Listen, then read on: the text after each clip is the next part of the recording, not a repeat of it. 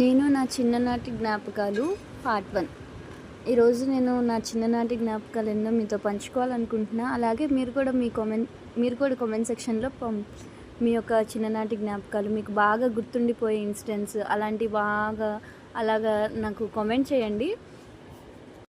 నేను అప్పుడు 2nd class చదువుతున్నాను. అంటే ఒక అమ్మాయి అంత సైకో శాడిస్ట్ లాగా ఉంటుందా అనిపించే అంతలాగా ఒక అమ్మాయి నాకు పరిచయం అయింది.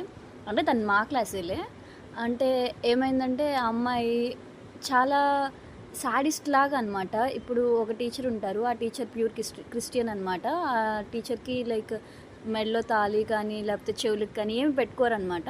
లైక్ మనము గురుదేవో భవ అని చెప్పేసి అంటాం కదా, గురువుల్ని కూడా దైవంతో సమానంగా మనం భావిస్తాం కదా. అలాంటిది మాకు స్కూల్లో చాలా అంటే చాలా డిసిప్లిన్గానే ఉంటాము. లైక్ అమ్మాయి వేరే స్కూల్ నుంచి వచ్చిందనమాట. అయితే తను ఒకసారి ఏం చేసిందంటే బెంచ్ ఉంటుంది కదా, ఆ బెంచ్ మీద కూర్చునే దగ్గర ఆ టీచర్ లేనప్పుడు ఆమె కూర్చొని ఆ బెంచ్ మీద కూర్చొని అసలు ఇదేం టీచరు, ఇదేదో మొండమోపులాగా ఉంది అంటే అలా అనింది. జస్ట్ తను 2nd క్లాస్, మేము చదువుతున్నప్పుడు 2nd క్లాస్. అలాంటిది తను ఆ ఏజ్లోనే అలాంటి మాటలు మాట్లాడింది. నేనేమో చూసి అరిచానమాట. ఎందుకు అలా మాట్లాడుతున్నావని అరిస్తే అసలు ఏం రెస్పాన్స్ లేదు, నీకెందుకు అన్నట్టు మాట్లాడి వెళ్ళిపోయిందనమాట. ఇంకా మళ్ళీ తర్వాత నాకు స్పెషల్గా తనతో జరిగిన ఇన్సిడెంట్ ఏదన్నా ఉందంటే, ఆ రోజు నేను అంటే ఇంకా 4:30 ఆ టైం అయిపోయిందనమాట. 4:30 అలాగ అయిపోయినప్పుడు బాస్కెట్ పెడతాం కదా, ఆ బాస్కెట్ నా బాస్కెట్ని తను దాచేసిందనమాట.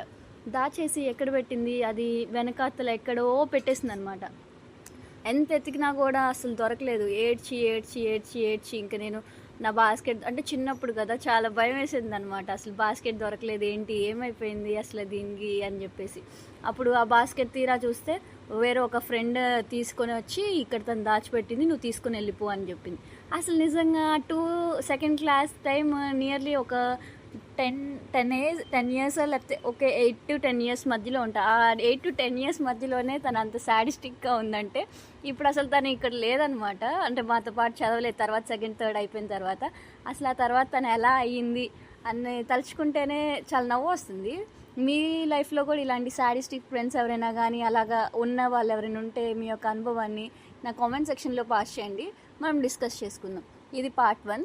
అలా చాలా ఉన్నాయి ఇన్సిడెంట్స్. అలాగా మీతో ప్రతి ఒక్కటి ఒక డైలీ షేర్ చేసుకుంటూ వస్తాను. చాలా ఉన్నాయి, మీరు కూడా చెప్తా ఉండండి. Thank you.